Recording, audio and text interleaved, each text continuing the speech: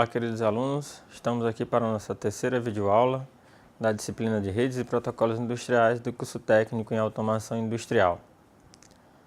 Sou o professor Anselmo Paulo e nesta unidade nós teremos aí os principais protocolos de comunicações industriais.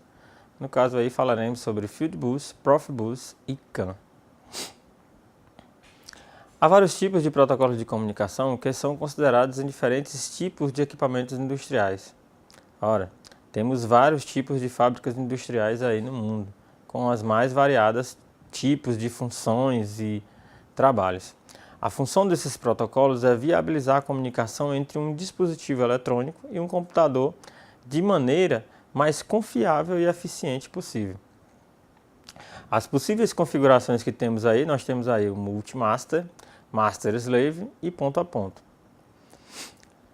Com relação à hierarquia num barramento industrial, nós temos aí o tipo Enterprise Bus, no caso do Ethernet, o Control Bus, tá? Com redes intermediárias para facilitar a ligação à internet, o Field Bus, que são redes especializadas em variáveis analógicas e de controle.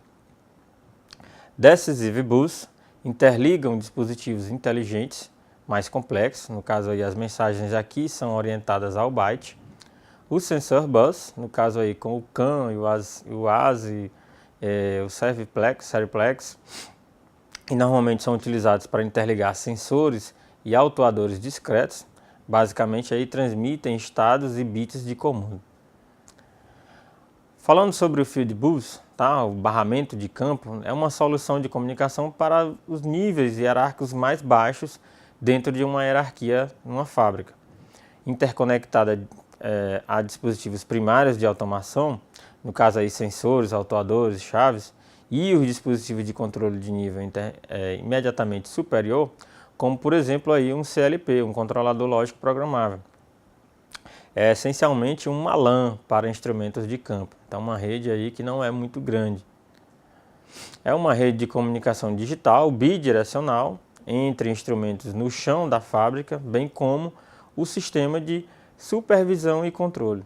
São geralmente usados na comunicação em ambientes industriais e veicular. Fieldbus elimina a necessidade de se utilizar várias interfaces ponto a ponto, uma para cada equipamento. Substitui também as interfaces digitais, no caso aí de ponto a ponto, RS-232, RS-42, etc., por um barramento ao qual todos os equipamentos podem estar conectados. Temos aqui um exemplo de como é que funciona uma rede Fieldbus, onde nós temos um sistema supervisório, onde eu tenho uma pequena LAN para conectar os computadores de dentro da sala, tá? Que vão fornecer um cabo conectado a um gateway e esse gateway conectado aos periféricos aí de campo que temos dentro da fábrica.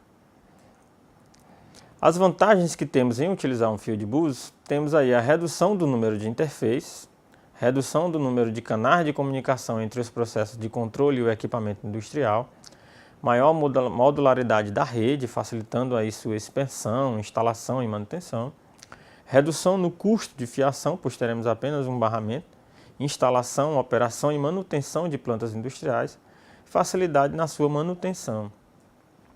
Como características e requisitos básicos de redes industriais, nós temos aí o comportamento temporal, a confiabilidade, requisitos do meio ambiente, tipos de mensagem e volume de informações, conectividade e interoperabilidade, no caso aí da padronização. Com relação às classes de Fieldbus, vamos alancar aqui algumas, onde temos aí sistemas standalone, onde a comunicação ocorre somente entre dispositivos ligados em um mesmo segmento de rede, no caso aí sensores e autuadores ligados a um CNC dentro de uma máquina. Sistemas em cascata, onde os dispositivos conectados a segmentos distintos podem trocar informações por meio de um bridge, no caso aí um SDCD, um sistema distribuído de controle digital.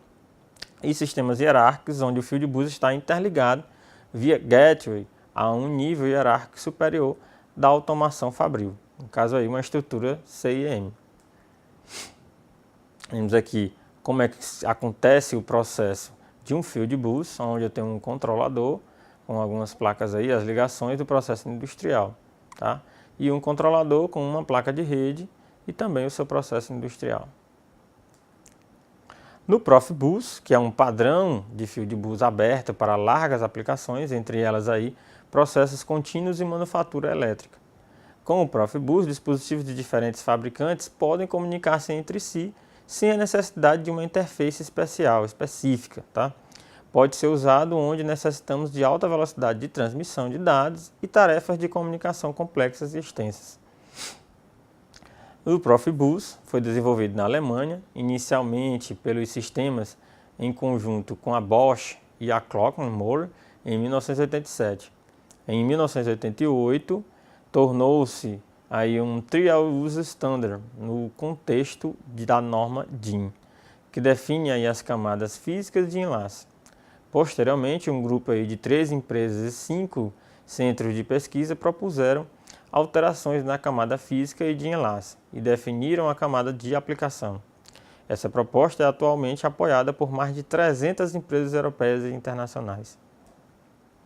Com relação às suas tecnologias, consiste em 3 versões compatíveis. E temos aí a Profibus DP, a Profibus PA e a Profinet. Na Profibus DP, foi desenvolvida para operar com uma alta velocidade de conexão de baixo custo e é utilizado na comunicação entre sistemas de controle de automação e seus respectivos IOs distribuídos no nível de dispositivos. A Profibus PA, a tecnologia que define, em adição às definições padrões do Profibus DP, os parâmetros e blocos de função para dispositivos de automação de processo, tais como transmissores, válvulas e posicionadores. Na Profibus PA, possui uma característica adicional, que é a transmissão intrinsecamente segura, o que faz com que ele possa ser usado em áreas classificadas, ou seja, ambientes onde existe o perigo de explosão. A Profinet pode ser utilizado em aplicações em tempo real, no caso aí rápidas, e em aplicações onde o tempo não é crítico, por exemplo, na conversão de rede Profibus DP. Características a mais aí sobre Profibus: é um sistema dito multimestre e permite a operação conjunta de equipamentos ou controladores terminais de engenharia ou visualização, com seus respectivos periféricos. Os dispositivos mestre determinam a comunicação de dados em um barramento. Essa comunicação é realizada enquanto o dispositivo mestre possui o direito de acesso a esse barramento, no caso aí o token. O token é um mecanismo de arbitragem que deve ser implementado para evitar possíveis colisões no barramento quando mais de uma estação deseja transmitir uma mensagem. Os mestres são chamados de estações ativas nesse barramento. Dispositivos escravos são dispositivos de periferia, como válvulas, módulos de I/O, posicionadores, transmissores, etc. Esses periféricos não possuem direito de acesso a esse barramento e somente enviam ou reconhecem alguma informação do mestre quando ele for solicitado. Temos aí o protocolo do tipo CAN, que é um protocolo de comunicação série, que permite controle distribuído em tempo real, com elevado nível de segurança. É um sistema em barramento com capacidade multimestre, isto é, vários nós podem pedir acesso ao meio de transmissão em simultaneidade. Esse protocolo comporta também o conceito de multicast, isto é, permite que uma mensagem seja transmitida a um conjunto de receptores simultaneamente. Nas redes do tipo CAN não existe o endereçamento do destinatário no sentido convencional. Em vez disso, são transmitidas mensagens que possuem um determinado identificador. Assim, o emissor envia uma mensagem a todos os nós CAN e cada um, por seu lado, decide, com base no identificador recebido, se deve ou não processar a mensagem. O identificador determina também a prioridade intrínseca da mensagem, ao competir com outros pelo acesso ao barramento. CAN é considerado um sistema de barramento em série bom para ligar em redes de subsistemas inteligentes, tais como sensores e atuadores. As informações transmitidas possuem também tamanho curto. Assim, cada mensagem CAN pode conter um máximo de 8 bytes de informação útil, sendo, no entanto, possível transmitir blocos maiores de dados recorrendo aí à segmentação. O CAN também permite a flexibilidade, uma vez que podem ser adicionados novos nós a uma rede CAN, sem requerer alterações do software ou hardware dos restantes nós, se o novo nó não for emissor ou se o novo nó não necessitar da transmissão de dados adicionais. Utilizando o protocolo CAN, a ligação entre o nível físico, nível 1, OSI, e de aplicação, no caso nível 7, é feita utilizando vários protocolos emergentes ou através de software desenvolvido pelo utilizador. O exemplo de um protocolo baseado em CAN é o Standard Industrial ao nível de aplicação, é o DecivNet TM, da Allen Bradley, o qual é utilizado para ligar em redes controladores lógicos, programáveis e sensores inteligentes. Características com relação ao protocolo CAN, temos ser um standard ISO, considerável imunidade ao ruído, capacidade multimestre, capacidade multicast, capacidade eficaz de detectar e sinalizar erros.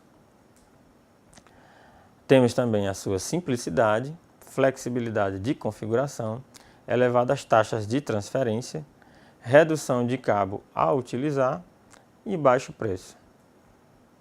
Bom, chegamos ao final de mais uma unidade, em que você teve a oportunidade de conhecer e aprender sobre os principais protocolos de comunicação industrial. Tenha um bom estudo e até a próxima.